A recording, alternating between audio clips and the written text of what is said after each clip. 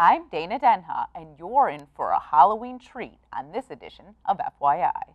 During Shocktober, everywhere you turn, you may feel a little scare, a chill running down your spine. There's something truly frightening brewing here at CTN as the collector joins me to share strange tales of the unknown. The collector has gone to the depths of darkness to find some of the most terrifying tales to bring this haunting season to life. Thank you for joining me. Greetings, Dana. Thank you for having me. Oh, it's a pleasure. I don't know what I would do without having someone like you join me on my Halloween edition. So why don't you tell me about your strange tales of the unknown and where these tales come from? Well, I like to collect all things from strange and the macabre. I like to collect stories or experiences, if you will. So I took these experiences and put them into one book to share with you all. So some of the stories are actually yours. Are they from real experiences that you've had? They're loosely based off some experiences, yes. And why did you begin collecting? What attracted you to these stories? I'm just attracted to all things strange and macabre. Just the stories are my favorites. Why don't you tell me about some of the other people? There's other collectors in the book. Yes, I like to surround myself with the strange people as well. Cheryl Carter has thrown some in, and Julie Antoinette, Chantel Bennett, and Brian Denhouse have all contributed to this book and helped me put this together. So in the future, you could maybe see some stuff from them as well, but yes. Right now, this is like your first collection of stories that you're sharing with the public? Yes, with a second one in the works. So why share your story with people like me, mortals?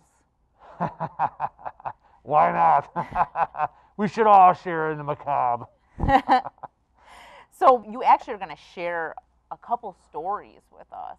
So the first story we want to hear is Sarah. Sarah. Now this is actually based off more of her true happenings. She had come to me and wanted to share her story, and I wrote it down and put it in the book. Can you read it to us? Sorry, Reagan. So now we shall delve into a tale that crosses from this world into the next, a tale called Sarah. Hello, my name is Sarah. I've been called many things, most often ghost, and even more so demon. This is my tale. The first thing that I remember after the accident was awakening in my home. Well, I say home, but it was different. This is hard to explain, but somehow it had changed. It was much colder and lonelier than I'd ever felt it before. It was also as if I was in a constant dream state, but darker. As I awoke, I was not in my bed, but standing in the front doorway of my house. I could hear what sounded like weeping coming from down the hall. I proceeded to see what or who it was. I reached my bedroom. There, on her knees at the side of my bed, was my mother. She was crying. I asked her what was the matter. She didn't answer. I asked again. Still no response. I then reached out to her to touch her on the shoulder. I couldn't. I could not feel her, and she couldn't feel me. I couldn't understand what was going on. Why couldn't she hear or see me? Why could she not feel my touch? All my questions would be answered a few days later at my funeral. My funeral. It's a bizarre thing to attend your own funeral. To see your lifeless body lying in a casket. A shell of what you used to be. I will say, though, it was nice to see the family come together again, especially after all the family problems that had plagued the years prior. Even if the reason being my death, at least, if anything, my death was able to do that. So here I am, stuck in an existence of solitude, forced to watch my family in their everyday lives, living, loving, and growing, with me not being able to have any interaction. It makes me want to scream. Wait a minute. Did she just hear me? When I screamed, my mother turned her head in my direction. Within the next few months, I found that with some effort, I can make myself known from time to time. A noise here or there, even an occasional touch, I believe. I found that sometimes when I would touch my mother, she would shiver as if to be cold. Eventually, I was even able to somewhat be seen. Perhaps it was only in a brief shadowy state of my former being, but it was something. It was much easier to get my younger brother to respond to me. It seemed to drain me to do these things, so I found myself draining energy from various electronic devices throughout the house. So although it sapped my energy, for me, it was worth it. Or so I thought. My constant trying to communicate with my family had backfired on me. It began to scare them. They did not know how to deal with the haunting, as they called it. Back then, this sort of activity was not so common. Being an avid churchgoer, my mother's first attempt was a house blessing. Of course, she did not tell them the truth of what was going on in the house, but the blessing took place nonetheless. It didn't work. I was still there. I tried to let her know who I was, to let her know that it was just her daughter. It really took a turn for the worst when they tried to cleanse the house.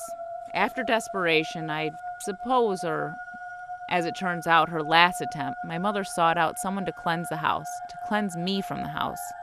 Again, although painful, if pain is to exist to me, this was still not enough to make me leave.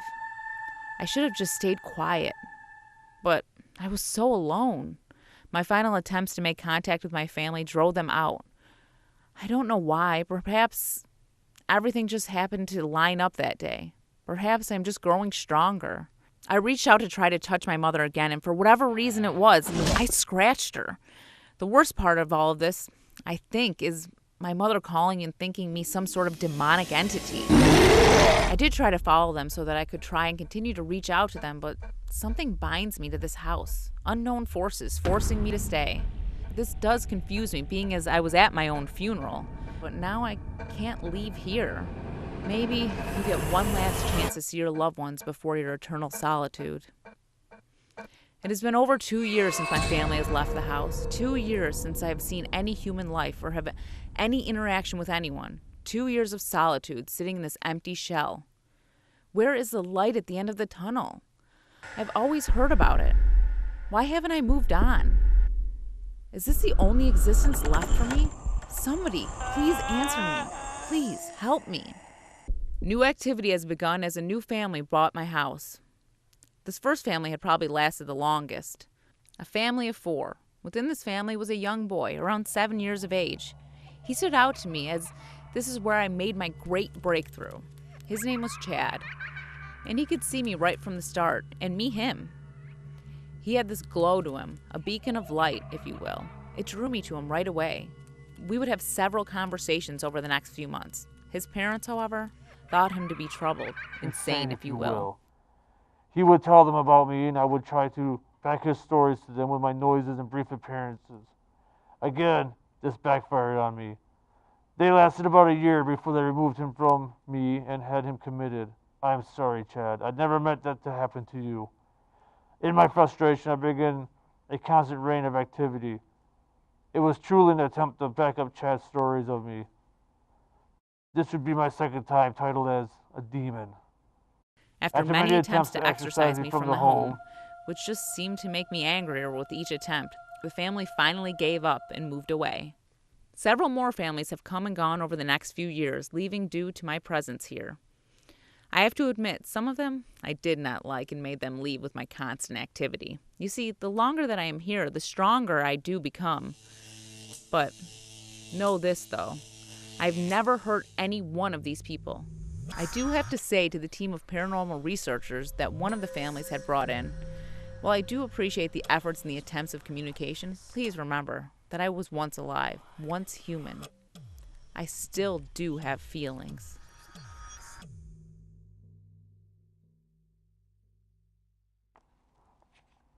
Do you find this to be a common tale with people that are crossing over or have passed? Actually, yes, I do. That they might have troubles passing over. Where they would get this sort of negative energy, demonicness about them? Yes, I've come to find people tag the unknown as something demonic, especially in a haunted situation. So in this situation, Sarah may not have actually been the demon that she was labeled to be. It's just the idea of the unknown. The unknown, yes. Another story you were going to share with us is the box. The box. By the way, that last story is written by Brian Danhausen, and the box will be written by Cheryl Carter. So as we enter this tale, we must remember that sometimes we do not always know what we are dealing with. This strange tale is titled The Box. It had been a grueling day at work. Everyone at the warehouse was wishing that winter would finally take a hint and hit the highway. Every time it seemed that it was over, Old Man Winter reared his ugly head and laughed. Too bad, so sad, suckers, and laid down a little more of the white stuff. But today we were gifted with the sun as it ruled the skies, tempting everyone with sudden surge in temperature. It was all good until humidity jacked up everything. Obviously, nature had a warped sense of human. Ah, pure Michigan. After work, I dragged my sorry butt home. All I wanted was a nice refreshing shower and a cold one. But somehow I gained a second wind when I noticed a box on my porch. I ran over, rescued the lonely package, and glanced down with the shipping label. The Ghost Hunter store. Sweet. I reached in my pocket, pulled up my knife, and slipped open the box. Euphoria came over me, as it was almost like I was a boy again, opening his Christmas presents. Yes, the excitement was insurmountable, as I pushed away the packing papers, revealing my treasured DSP-7 spirit box. Ah, it's official. I am now going to be a real ghost hunter, just like on television. I was so excited I could not wait to tell somebody. Without hesitation, the phone was in my hand and my fingers texting furiously. Dude, it's here. I'm holding the freaky SB7 in my hands. Sweet man, Russ replied. For sure, now we can go investigate that old farmhouse. Hey, I'm there, just say when. Cool. Let's talk about it tomorrow at work. Oh, this was going to be awesome. Sure, we've done some public investigations before, like that battleship in Bay City and the farm in Metamora. But now we can venture out on our own. After all, we are now experienced and fully capable of conducting our own investigations. When I went to bed, the SB7 was sitting on my nightstand. Nothing wrong with that, just wanted to admire it. Like a kid, my hand reached out to touch it a few times during the night, only to make sure it was all real. But I digress. On Saturday, we headed up north to the old farm. Russ knew a woman who was a medium and invited her along. We had never seen one in action and we were very excited. As soon as we pulled into the driveway, we hit the ground running. We couldn't wait to see what mysteries were hidden in this abandoned house. We wondered why someone was to walk away from it. Julie started walking through the house and immediately began sensing spirits. I could hardly hold back my enthusiasm and blurted out, "And this is why we are here." Everyone laughed, and then we got back down to business. Russ was holding the K2 meter and began to get some hits. I had a recorder going in hopes that someone was trying to communicate with us. There are several spirits here, Julie remarked. They are young women and, oh my. With that, her hand started to shake, and she had to sit down. What's wrong, Russ asked. Are you okay? Yes, I'm okay. It's only that I'm also an empath, which means I can feel what happened to these women, she said. We're both looking at her, waiting for the clarification. All these women were strangled, she cried out. It happened in this house, and the killer is still here. In fact, he's standing right over there. Sweet, I exclaimed as I snapped a few quick photos, but I was disappointed when, upon reviewing, found nothing. Wow, this doesn't happen to Zach. Sweet, she shouted. There's nothing sweet about this, Steve. Are you insane? Shooting her devilish grin, I said, maybe. Well, all I know is that I'm getting out of here right now. You guys can do whatever you want, but remember, you've been forewarned. Then she turned and headed toward the door. No one is allowed to follow me home. You have to stay here where you belong. Not letting her sudden outburst deter our investigations, we sat down and attempted to communicate with this spirit. How many people can honestly say they've talked to a killer? Man, we've hit a mother load. I turned to the spirit box and began asking questions. Can you tell us your name? Through a series of words, we deciphered John Wesley Mullins. Cool, our spirit has a name. Russ Googled the name to discover he had been convicted of strangling 2 women in the 70s. He died in prison. So what was he doing here? Perhaps he decided to return to the scene of the crime to relive it. That was crazy, but somehow it piqued my interest in some bizarre sort of way. I didn't know why. I began to feel some sort of connection with this guy. Why are you here? I like it. Did you kill 2 women? More. How many? 12. Dude, did you hear that? Said Ross. Maybe we should listen to Julie and go. I shook my head and motioned for him to sit back down. We listened intently, but nothing else was coming through the box.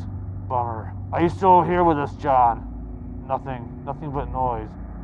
Use my energy. Steve, what are you freaking doing? I don't think that's such a good idea. Russ, chill, I calmly said. This is how they do it on television. What could possibly go wrong? John, please use my energy. I want to feel what you feel. Russ looked at me, threw his arms in the air, and walked out of the house. Well, I had never figured him to be a dude run sort of guy. But there you have it. So anyways, John, are you still with me? Yes. Good. Now keep using my energy. I will. How does it feel to be a serial killer? Powerful. Wow, I wish I could get into the mind of a killer. You got it. Suddenly, I was hit with a jolt of energy, and it felt as if electricity was surging through my body, electrocuting me. I wanted to scream out in pain, but I didn't hear any sound coming from my lips. Dude, are you okay? Rang in my ears as I felt Russ shaking me. Yes, of course, I'm okay, I said. Man, you just screamed. Excuse the expression, bloody murder. Come on, let's go home already. I finally agreed and we headed home. We didn't say much, but Julie kept giving me that weird look all the way. What is your problem? I asked. You seem different, Steve. I don't like it, she said. Oh, you don't like it? Too bad. A feeling of rage pulsed through my veins, like I've never felt before. It scared me, and I had to look away from her, focusing on the scenery. Did you hear what I said, Steve? She asked, as she continuously poked me on the shoulder. Suddenly my hand grabbed her finger and began to twist. Stop, you're hurting me, she cried. Come on, guys, play nice. Hey, why don't we stop at the bar for a beer when we get home? We could all use one after today. We both nodded in agreement. A short time later, we pulled into a parking lot of a drive located on the edge of town. As we headed inside, Julie couldn't help but get in one last comment concerning my well-being. Russ, you go ahead. Steve and I need to talk. He gave us one of those I give up looks and walked inside. Come over here so we can talk in private, she said, as she motioned me towards the alley. You know, Julie, I've said all that I'm going to say about the subject. Why can't you leave it alone? No, listen to me, she said as she grabbed my shoulders. Are you going to let her keep talking, or are you going to do something about it? A voice in my head asked. Oh my gosh, it sounded like John. The next thing I knew, a feeling of rage pulsed through my veins again, and as I saw red. As I looked into Julie's eyes, there was fear and I liked it. Then there was nothing at all. A few moments later, I came to my senses and was horrified, for I had found my hand still around her throat, strangling the life out of her. And in my head, I heard an evil laugh. Ha ha ha! 13. Wow, that's truly terrifying. So is that something you find that, you know, a lot of people do these ghost hunts nowadays, and I think it did become really popular because there's a lot of stuff on TV, but you can welcome entities like that into your life. Yes, and you're not really sure who they are, what they are. And they can kind of take over, and you don't know what's going to happen. Yes, exactly. Because obviously in this twisted tale, Steve had him enter him, but had no idea what he was getting into. Exactly. So now Steve's life's over, basically. Basically, yes. So that was just a tease of a couple of the stories that you can live through Strange Tales of the Unknown. How can people find the book? You can find it on Amazon. You can find it on Barnes & Nobles. And you can find it at Dark Moon Press. You can also find it through my friend Brian Danhausen on Facebook, where he does many shows and sells the book for me. As you can see, my appearance is quite frightening. I don't make it out of the crypt too often. Well, we appreciate you leaving the crypt for just a short period of time for us here today. And if you could just tell people why your tales are so much better than maybe some of the other tales out there. Because my tales come from a real place, based off true stories. Thank you so much for taking the time to get out in the light for a little while. Yes. Thank you for having me. And I must say, the second edition will be coming out soon, and it's more based off ghost stories. And so, to all my children of the night, I must remind you to stay strange. For more on this and other programs, visit a2gov.org/watchctn. Thanks for watching, and tune in next time to FYI. Happy haunting.